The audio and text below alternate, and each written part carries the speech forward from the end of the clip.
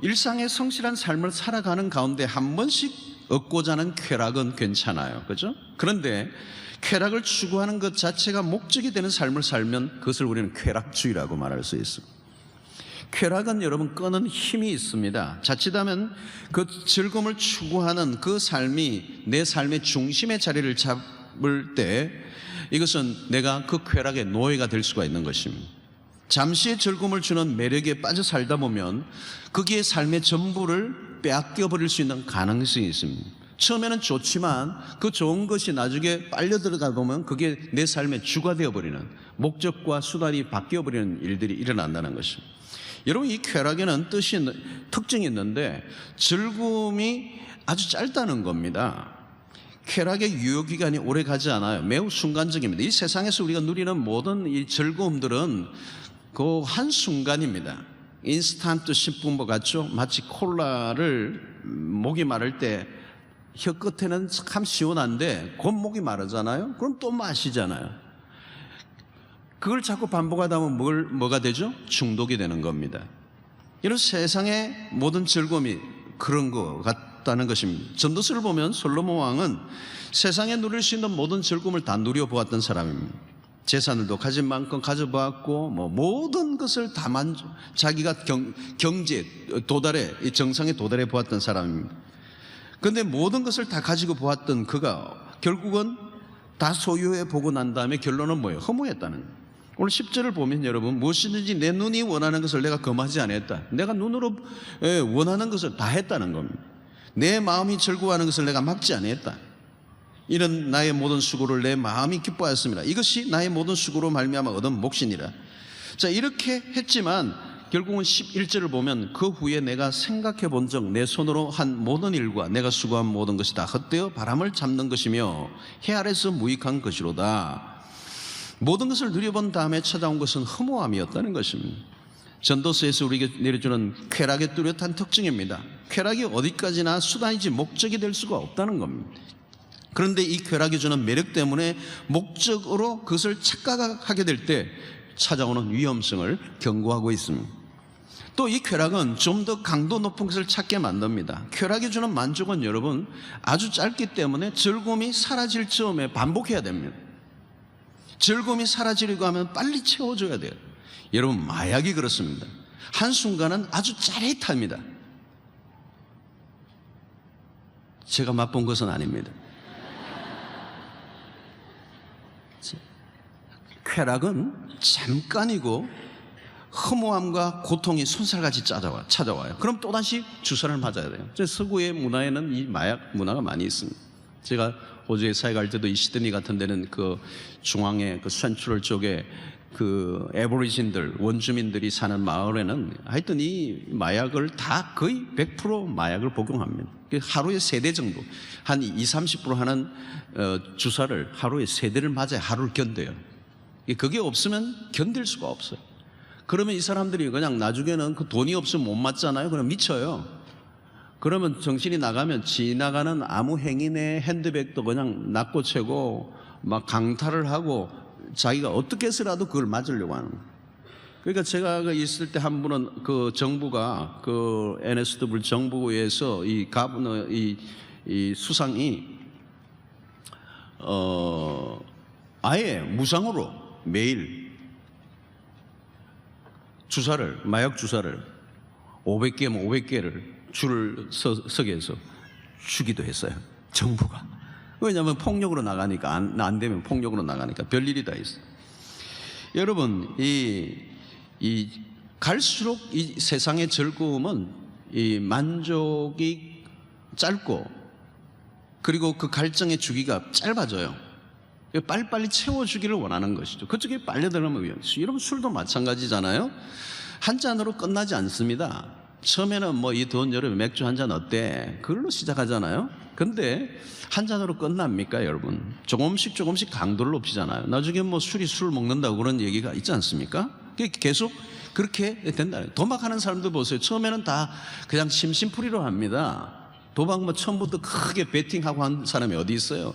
심심풀이로 시작한 겁니다. 그러다가 재미없으니까 좀 돈 걸자 그러다가 이게 액수가 커지면서 도박이 되는 거예요.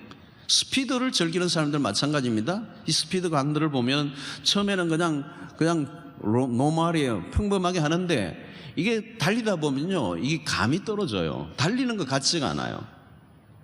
그러니까 이 속도에 대한 무감각이 오면서 계속 좀 더. 여러분, 오늘 현대인들이 가장 많이 걸리는 병 중에 하나가 뭐냐면 좀 더 병이에요. 리틀 모어의 조금 더. 여러분, 그러다가 결국은 그 즐거움을 추구하는 것을 조절하지 못하면 중독으로 가게 돼요.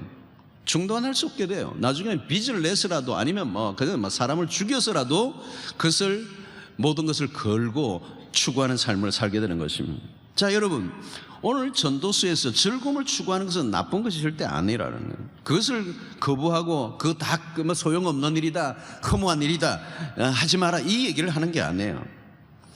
즐거움을 추구하고 쾌락을 추구하는 것 자체, 하나님이 주신 것이 있다, 그 우리에게 주신 분복들을 누리라, 이렇게 말하고 있어요, 전도서. 문제는 뭐냐면 그 즐거움을 추구하는, 그 쾌락을 추구하는 그것이 자체가 만만하지 않다는 거예요. 왜? 그것이 끌어당기는 힘이 있기 때문에. 그 끌어당기는 힘과 우리 안에 있는 죄의 잔성들이 만나면 이게 그냥 죄를 지을 수 있는 가능성을 언제나 내포하고 있다라고 하는 거예요. 그래서 처음에 쾌락은 가볍게 시작하지만 나중에는 삶 전체를 요구한다는 겁니다. 특히 오늘날의 문화는 우리를 빠져들게 하는 문화입니다. 많은 영역들을 보면 중독성이 있어요, 여러분. 오늘 여기에 앉아 계신 분들 어느 누구도 어떤 분야의 중독성에서 자유로운 분이 한 분도 없어요. 오늘 이 문화 자체가 그런 것입니다. 그것이 어떤 가벼운 것에서부터 어떤 데는 크게 내 건강에 해를 끼치지 않고 재산에 해를 끼치지 않는 중독도 있지만 어떤 거는 굉장히 영향을 주는 그런 중독성이 있는 것들에 이르기까지 우리 모든 것들이 오늘 현대사회에 주는 어떤 문화들이 우리를 굉장히 강력하게 빨아당기는 힘을 갖고 있다는 말이죠. 솔로몬도 그런 쾌락을 누리는 것들 안에서 자신의 삶의 어떤 요소들이 자신의 삶을 흔들어 놓는 것들을 지금 지적하고 있는 것입니다. 자, 그러면 우리는 어떻게 해야 되느냐? 즐기라는 말이냐, 말라는 말이냐? 지금 설교를 들으면서 이렇게 생각이 들지도 모르겠어요. 우리는 어떻게 되느냐? 즐거움을 누리되 목적이 분명해야 된다는 거예요. 목적 중심의 삶을 살아야 돼요. 인생에 분명한 목적을 가지고 있는 사람이 그 목적을 추구함에 있어서 수단으로서의 즐거움이 필요하다는 겁니다. 그리스도 지향적인 그런 삶을 살아가는 사람들에게는 모든 우리의 행위의 궁극적인 목적이 선명해야 돼요. 하나님을 떠나서 우리의 개인의 욕망을 채우기 위한 쾌락은 우리의 삶을 불행하게 할 수 있다는 것을 말씀하는 것입니다. 휴가를 가긴 가는데 휴가의 목적이 단순히 노는 거다, 쉬는 거다, 그것으로 끝난다면 그것은 그야말로 허무한 것으로 끝날 수밖에 없습니다. 즐기는 것만을 목적으로 한다면 진정한 행복을 가져다 주지 못할 것이라는 거예요. 여러분, 휴가 자체가 목적이 되면 안 돼요. 그죠? 휴가 그 자체가 목적이 되면 안 된다는 거예요. 여러분, 인생의 목적은 쾌락을 위해 사는 것에 있지 않습니다. 즐거움을 추구하는 것 필요하죠. 그러나 그것이 우리의 삶의 전부가 되어서는 안 된다는 거예요. 운동을 해도 적당하게, 적당한 휴식, 이것은 일종의 간식과도 같습니다. 간식을 밥보다 더 많이 먹으면 어떻게 됩니까? 목적이 분명한 휴가, 목적이 분명한 놀이, 적당한 범주 내에서의 즐거움을 추구해야 합니다. 어떤 것이든 자신이 컨트롤할 수 있는 수준 안에서 멈춤이 가능해야 합니다. 왜 사람들이 허무에 빠질까요? 인생의 진정한 목적을 잃어버렸기 때문이라고 전도서는 우리에게 말씀합니다. 그래서 전도서는 우리에게 쾌락 추구의 삶을 청산하고 진정한 삶의 목적을 되찾아야 한다고 우리에게 말씀하고 있는 것입니다. 하나님이 본래 인간을 디자인하셨을 때 인간이 언제 가장 즐거움이 극치에 이를 수 있는가를 성경이 말씀하기를 뭔가, 그것은 웨스트민스터 소요리 문답지 1문에서 나와 있는 것처럼 하나님을 영화롭게 하고 영원토록 즐거워하는 것이다, 이렇게 말하고 있습니다. 여러분, 우리가 정말 하나님의 목적에 충실한 삶을 살게 될 때, 하나님의 목적을 잃어버리지 않고 살아갈 때 우리에게 진정한 만족이 온다는 것이죠. 그게 하나님이 만들어 놓으신 디자인이에요. 단순히 나의 목적, 나의 즐거움을 목적으로 살아가면 점점 마치 마약에 빠져들어가서 더 갈증이 나는 것과 같이 우리의 인생의 즐거움은 사라지게 될 것이고, 하나님의 거룩한 목적을 위해서 살아가게 될 때 우리의 모든 여가와 휴가와 우리의 이런 즐거움을 추구하는 것은 의미를 찾게 되고 하나님 안에서 복된 누림이 될 수 있을 줄로 믿습니다. 또 두 번째 중요한 것은 관계 중심적인 삶입니다. 여러분, 우리의 삶의 즐거움은 홀로 누릴 수 있는 게 아니에요. 이 오락이라든가 밥을 먹거나 뭐 운동을 하거나, 여러분 혼자 하는 거 이 재미없는 거예요. 그죠? 왜 파티를 엽니까? 혼자 먹기 위해서? 아니죠. 함께해요. 함께 즐거움을 주기 위해서. 이 성경의 관점은 뭐냐면 우리의 관계들 안에서 주시는 하나님의 그 기쁨의 충만함이 있다는 거예요. 혼자서는 충만함이라는 그 개념을 누릴 수가 없어요. 함께. 그래서 여러분, 운동을 해도 함께 하는 게 좋아요. 무엇을 하더라도 함께 하는 그런 즐거움이 있는 것이죠. 여러분, 혼자 하는 운동은 재미없어요. 테니스 혼자 벽치기 아무리 해봐요. 재밌는가? 러닝머신, 다 집집마다 운동하겠다 러닝머신에 사다 놓고 나중에 보면 다 빨래거리 하고 막 다 그러잖아요. 다 구석에 밀어놓고 애물단지가 돼 있어요. 혼자 하는 건 재미없어서 그런 거예요. 혼자 재미가 없는 거예요. 아무리 맛있는 거 먹어도 혼자 먹는 게 무슨 맛이 있어? 갈비를 혼자서 먹겠어요? 혼자서? 몇 대를 드시겠어요? 혼자서? 못 먹는 거예요. 라면을 먹더라도 함께 먹는 게 즐거운 거예요. 여러분, 혼자서 하는데 참 즐겁다. 정신과 가보셔야 돼요. 진짜예요. 그 정신과 가보셔야 되는 분이에요. 정상이 아니에요. 그건 함께 해야 즐겁도록 하나님이 만들어 놓으셨어요. 공동체 안에서 친구끼리, 여러분 인생이 갈수록 주변에 여러분들 곁에 좋은 친구들이 자꾸 이렇게 모여든다면 인생 잘 살고 있는 겁니다. 근데 자꾸 외로워져요. 자꾸 사람들이 떠나. 내 곁에 사람이 없어. 그거 잘못 살고 있는 거예요, 여러분. 여러분, 오늘 우리의 쾌락주의자들의 특징이 뭔지 아세요? 개인주의자들이에요. 지독한 개인주의입니다. 오늘 서구 사회가 지독한 개인주의로 가다 보니까, 혼자 즐거움을 추구하다 보니까 여러분 엉뚱한 데로 빠지는, 그게 뭐예요? 허무주의가 오게 돼 있어요. 그 허무를 이기기 위해서 더 쾌락을 추구하다가 망하는 거거든요. 가는 코스가 그거예요, 여러분. 오늘 굉장히 중요한 것은 하나님이 우리에게 허락하신 행복과 즐거움은 혼자서가 아니라 함께다. 공동체 안에서다. 관계를 통해서 하나님이 주시는 축복이다. 이것을 우리가 놓치지 말아야 되고, 이런 여름 휴가 기간에 이럴 때는 나 혼자, 또 우리 가정만이 아니고 평소에 소홀히 했던 그런 이웃과의 관계들을 좀 열어가는 일에 힘을 써야 우리의 삶을 더욱더 풍성케 하는 길이 될 줄로 믿습니다. 세 번째는 순간이 아니라 영혼을 추구하는 삶이어야 합니다. 여러분, 모든 이 세상의 즐거움은 아까도 얘기했지만 순간적이라고 그랬습니다. 영원한 것이 없어요. 이 세상 아무리 대단해도 순간에 불과한 것들입니다. 잠깐 주는 이 세상의 즐거움에 우리의 인생의 목을 매달고 살면 안 된다는 거예요. 우리의 진정한 즐거움은 세상에 있지 않다. 그래서 전도서는 우리의 관심을 영원의 세계로 인도하고 있는 겁니다. 만약에 전도서가 이 영원의 세계로 우리를 눈을 뜨게 못한다면 전도서는 그냥 허무주의로 끝나는 책이 되고 맙니다. 하나님과 연결시켜주고 있는 거죠. 그러므로 영혼의 눈을 뜨는 사람들은 뭐냐? 오늘 현실의 삶의 모든 것을 다 누리려고 하지 않고 약간은 불편한 것을 수용하고 살아가는 삶의 태도를 익혀야 한다는 것입니다. 더 좋은 것이 우리에게 주어져 있기 때문에 그 더 좋은 것을 얻기 위해서 덜 좋은 것을 포기할 줄 아는 이런 삶을 우리가 살아야 된다는 거예요. 이번에도 이제 이 같이 우리 아프리카에 갔던 팀들도 보니까 그 멤버들 중에 어떤 분은요, 뭐 하여튼 뭐 굉장히 여러 해 동안에 휴가 대신에 뭐 한 열흘간 이렇게 투자를 해야 되니까 휴가를 그냥 다 반납하고 다 여기에 이제 아프리카의 선교에 이제 서시고, 뭐 우리 교회 안에 그런 분들이 굉장히 많이 계시는 것 같아요. 자, 근데 사실 선교지 같은 데 가면 불편해요. 불편해. 이 문명권에 사는 사람 매일 샤워를 해야 되는데 우선 이런 뭐 기본적인 것들이 힘든 이런 환경 속에 들어가면 너무너무 이제 힘들잖아요. 이번에도 뭐 집회들을 하는데 그냥 밤에 이게 전구 뭐 불편하죠. 뭐 그냥 임시로 그냥 가져와가지고 뭐를 어설프게 해놨는데, 뭐 그냥 나방도 얼마나 많은지요. 막 나방이요. 그냥 하얀, 또 난 처음 본 나방이에요.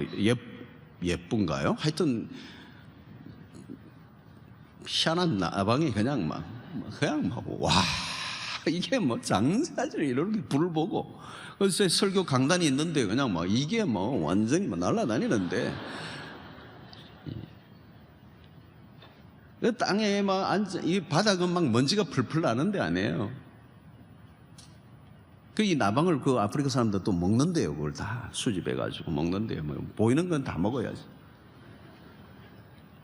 근데 우리 그 팀들이, 그 이제 아프리카 사람들이 막 춤을 추는데 우리 팀들도 같이 이제 막 어울려서, 이제 나중에 영상도 한번 잠시 보시는데 막 어울려서 막 돌아가면서 뺑뺑 돌면서 춤을 추는 거예요. 그 막 추는 사이에 보면 우리 팀들은 벌써 어거정 춤이 벌써 아니죠. 근데 하여튼 같이 추는데 제가 가만히 보니까 우리 팀, 우리 한국에서 온 분이나 이 파리에서 온 분들이 그냥 다 그렇게 괜찮게 살던 분들이 깨째째한 얼굴로 지금 섞여가지고 그 막 먼지가 펄펄 일어나는 그 밤에 춤을 추는데 그 얼굴을 보니까, 아, 이게 천사들의 얼굴이에요. 이게 기쁨이, 독특한 기쁨, 즐거움이 있는 거예요. 여러분, 이런 거 있잖아요. 이 맛있는 요리가 있는데 이걸 나 혼자 먹을 때도 참 즐거움이 있을 수 있어요. 와, 나 혼자 이걸 아무도 못 먹고 내가 딱 먹을 때 기쁨이 있어요. 근데 내가 먹을 것을 포기하고 상대에게 먹였는데 그 상대가 기뻐하는 걸 보면서 나는 좀 배가 고프자 막 그 기뻐하는 즐거움, 이건 질이 다른 거예요. 나 혼자 먹었을 때 즐거워한 거하고 상대가 먹는 걸 보면서 즐거워하면서 내가 즐거워하는 거하고, 이건 질이 다른 거라는 거예요. 제가 그걸 본 거예요. 이분들이 휴가를 반납하고 이 어려운, 여기에 이렇게 헌신하면서도 저렇게 얼굴에 기뻐하는 얼굴이 천사의 얼굴이 천사예요. 그 아이들하고 뭐 이렇게 어울려서 그냥 뒹굴고 있는 그 모습, 하나도 삶에 다 그냥 이게 편안한 것이 없는 불편한 곳인데도 그 얼굴이 기쁨을 표현할, 제가 그 얼굴을 보면서 저거구나, 저 맛 때문에 오는구나. 그걸 제가 이제 본 것입니다. 여러분, 그리스도인들은 이 세상에서 모든 즐거움을 다 누릴 것처럼 살아가서는 안 됩니다. 그런 즐거움이란 이 세상에 없습니다. 그리스도인들에게 보장된 진정한 즐거움은 영원한 천국에 있습니다. 전도서 12장 1절에 이런 결론을 내리잖아요. 너는 청년의 때에 너의 창조주를 기억하라. 곧 공고한 날이 이르기 전에, 나는 아무 낙이 없다고 할 해들이 가깝기 전에. 여러분, 인생은 굉장히 짧습니다. 매우 짧아요. 그래서 너는 청년의 때에 너의 창조주를 기억해라. 전도서 3장 11절에 뭐라고 말합니까? 하나님이 모든 것을 지으시되 때를 따라 아름답게 하였고 또 사람들에게는 영원을 사모하는 마음을 주셨느니라. 오늘 하나님의 백성들에게 영원을 사모하는 마음을 주셨다는 거예요. 오늘 이 세상의 쾌락, 즐거움에 목을 매지 말고 영원한 즐거움을 위해 오늘의 즐거움을 유보할 수 있는 하나님의 백성들이 되라는 교훈인 것이죠. 여러분, 이 땅에서 좋은 것이 있다면 누리세요. 너무 그것을 억제하지 말고, 그 누리는 것을 죄악시 여기지 말고, 그러나 그 누림의 목적이 분명해야 돼요. 하나님의 영광을 위해서, 휴가를 가도 마찬가지. 우리 삶의 어떤 영역에 좋은 것이 주어져도 그것이 분명한 목적이 있는 거예요. 영원한 세계를 향하여 가는 와중에 나의 삶에 활력을 주는 일시적인 하나의 행복을 우리는 거부할 필요가 없어. 어떤 사람은 막 그런 것까지 너무 그냥 죄악시하고 그냥 너무 살벌하게 예수를 믿는 분들이 계세요. 그것도 너무 뭘 인정한 것이고 비인간적인 거예요. 우리에게 주시는 좋은 것들을 누리세요. 그러나 목적을 잃어버리지 말라는 거예요. 두 번째, 그 좋은 것에 빠지지 말라는 거예요. 저는 서구의 사회를 보면서 그걸 보았어요. 빠져버렸어요. 경제적 성장과 삶의 부요함 속에 서구 교회가 그 부요함에 빠져버렸어요. 오늘 땅에 주는 즐거움에 빠져버렸어요. 그러니까 2달 문 닫아버리는 거예요. 2달 문 닫아버리는 교회에 무슨 역사가 일어나겠어요? 황폐한 거예요. 프랑스 교회는 몇 프로예요? 0.3%인가? 여러분, 한국 사회는 오늘 일과 이 여가, 이제 레저 문화가 많이 이제 들어왔습니다. 저는 일 중심으로 살았던, 일 중독처럼 살았던, 일벌레처럼 일하다가 그냥 골병이 들고 일하다가 병에 걸리고 죽는 처절하게 전사처럼 살았던 우리의 시대를 우리가 알고 있어. 그런 시대는 좀 쉼이 필요해요. 그러나 이제 이 쉼과 레저의 시대로 가는 이 시대 속에 우리는 정신을 차려야 될 부분이 또 있어. 우리는 하나님을 기억해야 돼요. 영혼을 놓치지 말아야 돼요. 현실에 담닉하지 말아야 돼요. 좋은 것을 누리되 하나님의 거룩한 목적을 분명히 붙잡고 믿음 안에서 살아가는 백성들이 될 때, 오늘 주어지는 좋은 것이 있을 때 우리가 기대하는 것은 이 땅이 이렇게 좋으니 천국은 필요 없다가 아니고, 이렇게 좋으니 천국이 얼마나 좋으랴, 더욱더 하나님의 나라를 기대하는 믿음의 삶을 살아가는 여러분들이 되시길 바라고, 이 세상에 취하여 빠져 하나님을 놓치지 않는 여러분들 되시기를 주의 이름으로 축원합니다. 하나님은 이 가정에 관심이 아주 많습니다. 왜냐하면 하나님이 가정을 만드신 분이기 때문에 그렇습니다. 이 가정을 만드신 분이 하나님이세요. 하나님은 이 가정에 축복하시기를 원하시고, 이 가정을 통하여 하나님의 역사를 이루어 가기를 원하십니다. 하나님의 축복들이 그 가정 가운데 임하기를 원하고, 이 가정을 하나님이 우리의 삶 속에 주신 최고의 선물이 가정이고, 또 하나님이 주신 축복이 가정입니다. 그런데 요즘 이 가정이 굉장히 몸살을 앓고 있습니다. 세계적인 추세인데요. 가정 해체, 가정의 위기를 겪고 가정의 몸살을 겪고 있습니다. 오늘 특별히 그리스도인으로서 이 가정을 지켜나가기 위해서 힘겨운 싸움을 지금 치르고 있습니다. 그리스도인의 가정도 예외 없이 지금 위기를 맞고 있고 어려움을 겪고 있는 가정이 한둘이 아닙니다. 우리가 일반적으로 신앙생활이라고 얘기할 때 그 신앙생활은 교회 생활이라는 덩식을 우리가 참 많이 가지고 있어요. 한국 교회의 전체적으로 교회 신앙생활 곧 이퀄 교회 생활이다, 이렇게 생각을 하는데, 사실은 신앙생활은 곧 가정생활이에요. 신앙의 꽃을 피워야 될 곳은 어딘가 하면 가정 아니라는 거예요. 교회에서 아무리 봉사를 열심히 하고 신앙이 대단한 것처럼 드러난다 할지라도 가정 안에서 신앙의 모습이 증명되지 않는다면 그 신앙은 문제가 있는 신앙입니다. 사실 가장 중요한 신앙의 표현, 내 신앙의 실력과 내 신앙을 드러내야 할 장소는 교회이기 이전에 가정이어야 합니다. 그리고 가정 안에서의 신앙의 어떤 그 표현들이 쌓여져서 그 실력들이 흘러나오는 것이 교회 활동입니다. 이런 이중구조적인 가정에서의 신앙과 교회에서의 신앙이 분리되어 있는 신앙이면 상당히 문제가 있는 것일 수 있습니다. 하나님은 우리가 한 신자로서 가정 속에서 어떻게 우리의 신앙이 꽃을 피워지는가, 또 그 가정이 어떻게 믿음이 우리의 자녀들과 함께 전수되고 또 공유할 것인가, 이것이 가장 중요한 요소라고 볼 수가 있습니다. 여호수아서를 결론을 짓는 24장 마지막 장을 보면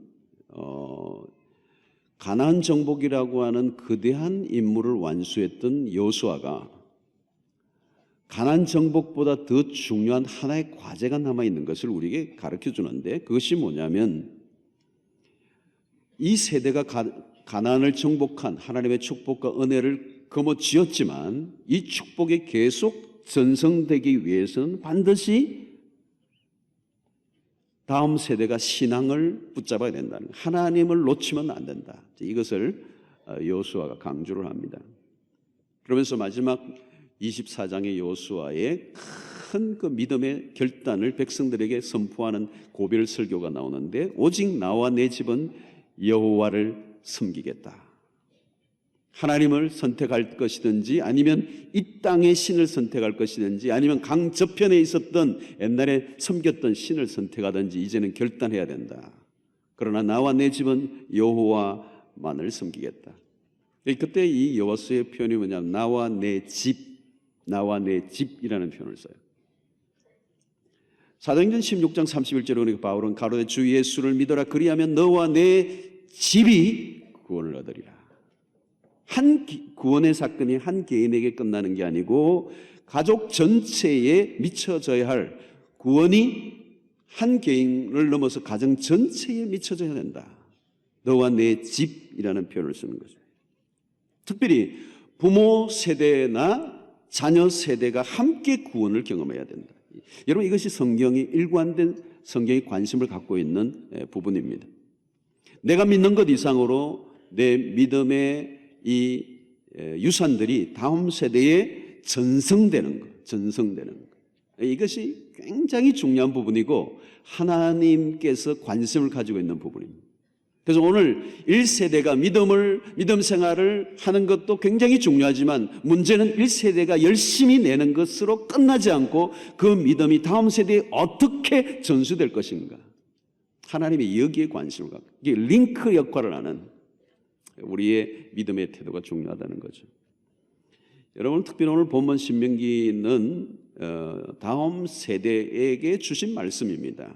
이스라엘의 1세대가 아니고 다음 세대에게 하나님을 기억하도록, 잃어버리지 않고 그 신앙이 전수될 수 있는 것들을 위해서 하나님이 주신 말씀입니다. 앞선 세대가 경험했던 영적인 사건들이 역사 속에 파묻히지 않고 계속해서 전달되어져서 과거에 역사하셨던 하나님이 아니라 오늘 또 여전히 우리의 세대 가운데 역사하시는 살아계신 하나님으로 경험되도록 오늘 이 신명기서를 우리에게 주신 것입니다. 그래서 오늘 본문의 이 말씀을 보면 이스라엘의 모든 지나간 날들 동안에 베풀어 주셨던 하나님의 은혜를 잊지 말라, 기억해야 된다. 오늘 여러분들이 본문을 1절부터 쭉 읽어보면 기억이라는 단어가 자주 나와요. 뿐만 아니라 신명기 전체에 걸쳐서 계속 반복되는 단어가 하나 있다면 기억하라라고, remember라고 하는 단어를 쓰는 거예요.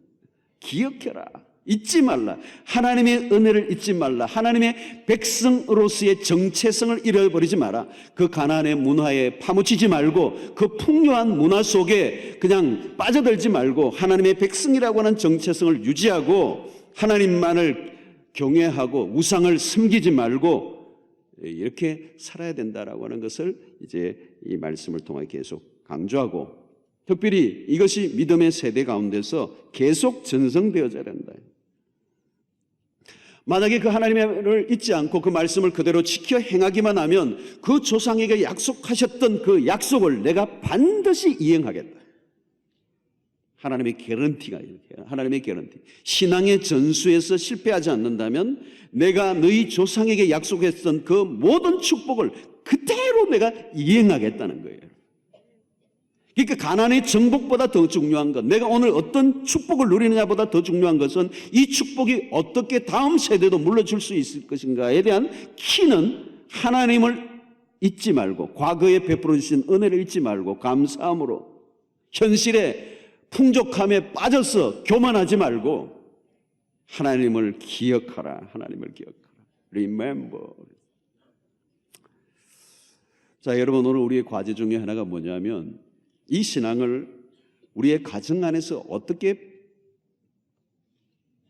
경험해 가느냐는 것입니다. 신앙의 모든 좋은 경험들을 어디에서 해야 되느냐면 가정 안에서 해야 된다는 거예요. 어떤 사람은 전혀 그런 경험하지 못하다 성교지 갔다가 은혜 받고 온다는데 가장 우리가 은혜를 받고 하나님을 경험해야 될 현장은 어디냐면 가정이에요. 가정이라. 여러분, 행복한 가정, 건강한 가정, 좋은 가정은 좋은 영적인 경험을 많이 가진 가정입니다. 신앙의 명문이다라고 얘기할 때 그 명문은 뭐냐면 영적인 좋은 경험을 가정 안에서 가지고 있다는 거예요. 좋은 영적 경험들이 일어나면 그 가정 안에서의 영적인 어떤 경험들이 결국은 우리의 신앙을 바꾸어 나가는 거예요. 여러분, 유대 공동체는, 이스라엘 공동체는 가정이 가장 중요한 신앙의 공동체 역할을 했습니다. 학교보다 가정이 훨씬 더 중요한 자녀 교육의 장이었습니다. 오늘 우리 사회든 뭐 교육이든 신앙 교육이든 일반 교육이든 학교나 교회에 맡기는 경향이 굉장히 많은데 오늘 이 나라는 조그만하고 인구는 얼마 안 되는데 세계적 영향을 끼치고 있고 미국을 뭐 쥐었다 폈다 하는 사람들이 유대인들이고 뭐 노벨상을 뭐 수없이 받고 왔는데 유대인들의 그 키 안에는 뭐가 있느냐? 가정이에요. 가정. 모든 교육, 신앙의 교육, 일반 교육까지 가정에서 부모의 역할, 부모의 역할.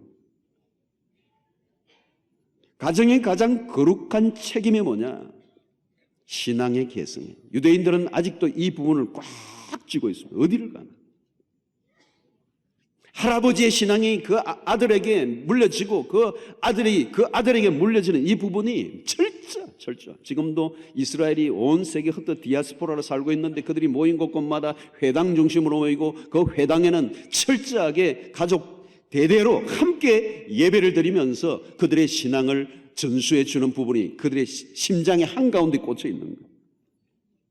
미국에 있는 유대인 학교들도 마찬가지입니다. 유대인들이 세운 학교들은 그들이 하고 있는 모든 학교의 커리큘럼 자체가 오전에는 완전히 하나님 중심의 신앙을 심어주는, 일반 교육은 오후예요. 오후에. 그런데 탁월한 성적을 올리는 거예요. 여러분, 크리스찬 가정의 부모의 최대 역할은 뭐냐면 부모의 크리스찬이라면 그 부모의 역할의 제1 책임이 뭐냐? 신앙의 전수라고 하는 거예요. 여러분, 이것이 얼마나 중요한 것인지 모릅니다. 여러분, 부모들이 자녀들에 대한 염려를 얼마나 많이 합니까? 이 땅을 살아가면서 부모가 가지고 있는 참 책임과 부담과 두려움과 염려가 있다면 자녀 문제 아니겠어요, 여러분? 그런데 여러분, 부모가 자녀에게 해줄 수 있는 일이 많은 것 같지만 사실 별로 없어요, 여러분. 밥 먹여주고 뭐 용돈 주고 학교 보내고 하지만 이 우리의 결정적인 이 인생을 바꾸어 놓는 그 인생의 모든 항로를 결정하는 것은 내 손을 넘어서서 역사하는 경우가 굉장히 많아요. 그러나 그 가운데서 부모가 해야 될 수 있는 한 가지 일이 있다면, 최고의 역할이 있다면 신앙을 전수해 주는 것입니다. 자녀들이 일평생 동안 하나님을 의지할 수 있도록. 여러분, 그것이 부모가 줄 수 있는 최고의 선물이고 축복이고 자산이고 유산이고 그런 것입니다. 그것만 제대로 심어주면, 정말 신앙만 제대로 심어주면 그 다음은 그들의 인생을 하나님이 책임져 주실 것이라고 하는 확실한 믿음을 부모가 가져야 하는 것입니다. 내가 제 자녀를 최선을 다해서 길러야 하지만 여러분, 궁극적으로 길러주시는 분은 하나님이신 줄로 믿습니다. 하나님이 길러주셔야 돼요. 하나님이 테이크 케어 해 주셔야 돼요. 하나님이 돌봐 주셔야 되는 거예요. 부모가 언제까지요? 얼마나 어디까지 돕고 그들을 보호해 주고 인도해 줄 수가 있겠어요? 여러분, 그러니까 중요한 게 뭐냐면 부모의 신앙이에요. 결국은 부모가 확고한 신앙의 태도를 가지고 있느냐. 여러분, 가나안에 들어갈 때 그 세대, 그 가난의 그 척과 꾸리는 풍요한 하나님의 축복이 그 안에 들어가서 교만해지는 게 문제였어요. 어느 날 하나님의 은혜로 살아갔다고 하지만 세월이 흐르면서 하나님의 은혜는 사라지고 내 힘과 내 능력으로 살아온 것처럼 교만해지고 신앙은 희미해지고, 그러면 여러분 그 세대에 지나버리면 그 희미해져 버린 하나님의 은혜를 잊어버리고 망각하고 기억하지 않는 그 세대가 바로 지나면 그 다음은 우상숭배예요. 여호수아 24장 31절을 보면 이스라엘이 여호수아 사는 날 동안과 여호수아 뒤에 생존한 장로들 곧 여호와께서 이스라엘을 위하여 행하신 모든 일을 아는 자의 사는 날 동안 여호와를 섬겼더라. 하나님의 역사를 체험했던 그 세대가 지나니까 신앙이 희미해지는 거예요. 이 말은 신앙의 전수가 생각보다 쉽지 않다는 것을 얘기하고 있습니다. 그래서 여러분 신명기의 주제는 뭐냐? 기억하라, 기억하라, 기억하라, 기억해라. 하나님의 은혜를 기억하라, 잊지 말라. 홍해를 가르신 사건, 요단강을 건너게 하신 사건, 그 여리고를 무너뜨리던 사건, 그 광야를 지나는 동안에 하늘의 만나를 먹이시며 200만을 먹이셨던 40년의 하나님의 역사를, 불기둥과 구름기둥으로 인도하셨던 그 하나님의 은혜를 잊지 말라. 그리고 그 하나님은 오늘도 여전히 살아계셔서 모든 역사를 주관하신 하나님이심을 잊지 말라. 그러면서 그들은 유월절기를 지키는 겁니다. 이 유월절기는 출애굽이라고 하는 거대한 하나님의 역사의 그 사건을 잊지 않는, 이 기념비적인 사건을 어찌 잊을 수가 있겠습니까? 그들은 유월절 행사를 하면서 그냥 광야에서 텐트를 치고 하나님이 어떻게 우리를 인도하셨는가, 그 누룩 없는 떡을 먹으면서 그 옛날을 상기하면서 하나님의 은혜를 온 가족이 함께 모여서 텐트 안에서 리얼하게 체험을 하면서 그들의 신앙을 배워나갔던 것입니다. 과거의 사건을 계속적으로 기억하고 하나님의 현재적 사건을 체험하게 만드는 그 일이 어디에서 일어났냐? 가정 안에서 일어났고, 그들이 절기라고 하는 것을 지키면서 가정 속에서 재현하는 일들을 통하여 그들의 모든 신앙이 모두 개성되도록 노력을 했던 것입니다. 여러분 신앙의 가정은 무엇이 다릅니까? 안 믿는 가정이나 믿는 가정이나 뭐 다 일어나는 일이 뭐 다 비슷비슷하고 싸우는 내용도 비슷비슷하고 뭐 우리의 연약함들이 드러나고 그렇습니다. 그러나 풀어나가는 방식은 다른 것이죠. 어떤 문제가 일어날 때, 그 가정의 어려움의 문제, 고통의 순간이 올 때 온 가족이 함께 기도하면서 그 문제를 풀어나가고 하나님의 지혜를 구하는 모습의 그 프로세스, 그 과정 자체가 자녀들에게 영적인 교훈을 주는 거예요. 온 가족이 기도하면서 하나님의 도우심을 구하고 그 위기를 극복해 나가는 과정 속에서 자녀들이 자연스럽게 전수를 받는 영적인 영향력. 여러분 자녀들이 가정 안에서 배워야 하는 것은 영적인 경험이라고.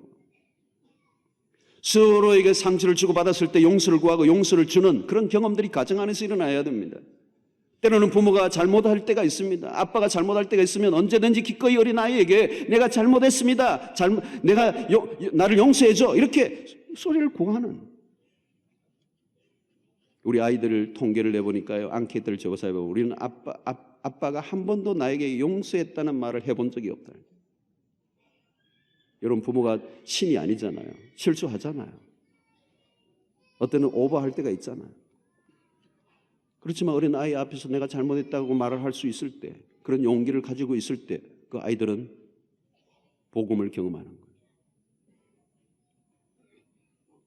상처를 주고받을 수 있지만 그 안에 하나님의 더 큰 위로와 은혜를 경험하는 일들이 부모의 신앙적 삶을 통하여 자녀들이 실제적으로 경험하게 될 때, 교리적으로 다 가르치지는 못하지만 실제의 삶 속에서 복음이 가슴에 와 닿도록 하는 일들이 바로 우리의 가정 속에 일어날 때 그들은 자연스럽게 사회 속에서 건강한 그리스도인으로 살아갈 수 있게 되는 것입니다. 여러분 가정에서 경험해야 될 또 다른 하나의 경험이 뭐냐면 사랑을 경험해야 되는 것이죠. 영적인 경험과 함께 사랑의 경험. 여러분 사랑의 경험은 아주 오랜 기억력을 가집니다. 어린아이가 모유를 먹으면서 엄마의 품에서 자란 경험이 깊은 안정감을 준다는 것을 우리가 잘 알고 있습니다. 아주 무의식의 세계에 아주 어린 생명이지만 그 영향력이 큰 거예요.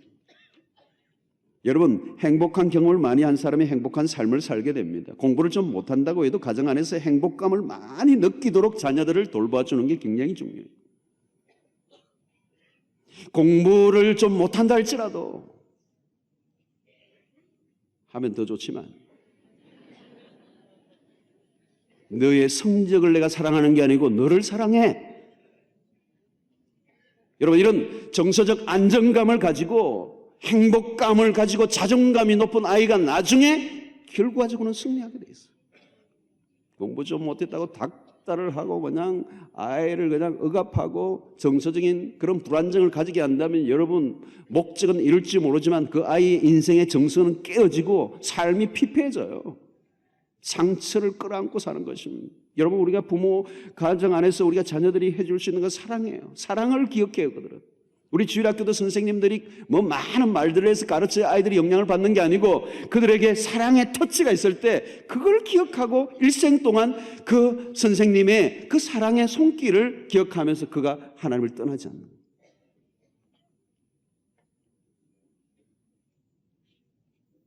오늘날 우리는 터치가 참 없죠. 사랑의 터치가 없는 시대예요.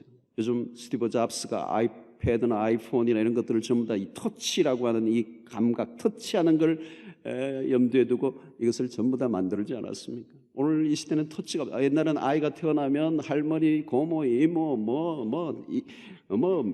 등에 메고 안고 그냥 어르고 야단이었죠. 요즘 아이들 손대질 않아요. 터치를 안 해요. 그냥 전부 다 이게 기계에 넣어가지고 밀고 다니지. 밀지 이게 터치가 없는 거예요. 신생아실에도 보면 이런 병원에 종합병원 산부인과의 그 신생아실에도 굉장히 많은데 안쪽보다 입구 쪽에 있는 놓여져 있는 아이들이 훨씬 더 생동감이 있고 활기가 있대요. 왜 간호사들이 왔다 갔다 하다가 안에는 보고 말고 입구에 있는 애들만 이렇게 만지고. 여러분, 특별히 친밀감의 경험이 중요해요. 하나님의 사랑으로 친밀하게 다가가는 거예요. 여러분, 탕자의 비유에서 아버지의 사랑이 결국은 자식으로 하여금 집으로 돌아오게 만듭니다. 여전한 사랑으로 품어주고 있는 그 무한한 아버지의 사랑이 있었기에 그 자녀는 집으로 돌아오는 거예요. 여러분, 우리의 가정 속에 하나님의 사랑을 경험했던 부모의 세대들이 끊임없이 인간적 본능으로의 사랑이 아니고 그냥 자식 사랑이 아니고 무분별한 가분한 그냥 과잉보호의 사랑이 아니고 그리스도께서 우리에게 보여주셨던 하나님의 그 사랑을 우리의 삶을 통하여 실천하고 우리의 자녀들에게 그 사랑을 느끼게 해주는 거예요. 우리의 부모는 그냥 세상적 가치로 나를 사랑하는 게 아니고 성적으로 나를 사랑하는 게 아니고 어떤 비교에서 나를 사랑하는 게 아니고 정말 나를 있는 그대로 사랑하시는 그 부모의 그 놀라운 사랑 앞에 무릎을 꿇게 만들 때 그 부모의 신앙과 삶을 통하여 자녀들은 자연스럽게 하나님 앞으로 나오는 역사가 있게 될 것입니다. 여러분, 그런 가정이 되면 상처가 가정 속에 주고받지만 그런 건강한 가정, 순기능적 가정이 되면 회복이 빨라요. 그러나 이런 하나님의 사랑과 이 복음 안에서 나온 진정한 사랑이 작동되지 않으면 그 가정은 상처투성이. 얼마나 많은 아픔들이 오늘날 가정 안에서 일어나고 있는지 알 수가 없어요. 부부의 관계 속에, 부모와 자녀 관계 안에 얼마나 많은 아픔들이, 얼마나 많은 상처들이 주고받으면서 지옥처럼 살아가는지 모릅니다. 여러분, 우리의 부모들이 우리의 자녀들에게 들을 수 있는 아름다운 말이 있다면 우리의 자녀들의 입술 속에 천국은 마치 우리 집과 같아. 가정의 달을 맞으면서 우리가 좀 더 가정에 관심을 쏟고 우리가 소홀히 했던 부분을 점검해 볼 수 있는 기회가 되기를 원합니다. 오늘은 특별히 하나님께서 우리의 가정 안에 자녀들이 영적으로 건강하게 세워지는 일에 우리의 부모에게 주신 제1의 책임이 있다는 사실을 우리가 다시 한번 깊이 새길 수 있기를 원합니다.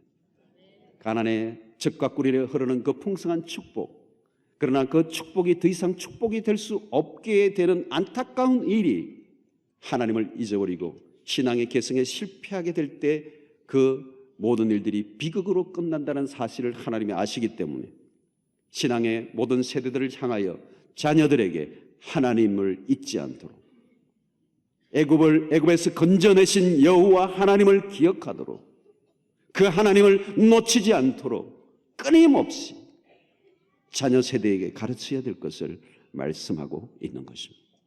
사랑하는 여러분, 자녀들을 사랑하실 겁니다. 자녀를 사랑하지 않는 부모는 아무도 없을 것입니다. 그런데 그 자녀를 사랑한다는 것은 무엇일까요? 어떤 책임을 져야 될까요? 얼마나 책임을 질 수 있겠습니까? 하나밖에 없어요. 우리의 자녀들이 하나님을 경험하도록, 하나님을 더 알아가도록, 그분을 신뢰하도록, 그리고 그분의 인도를 받는 아름다운 믿음의 자녀로 세워지는 일을 위해 우리가 도울 때, 그 다음은 하나님이 우리의 자녀들의 인생을 멋지게 인도해 주실 줄로 믿습니다.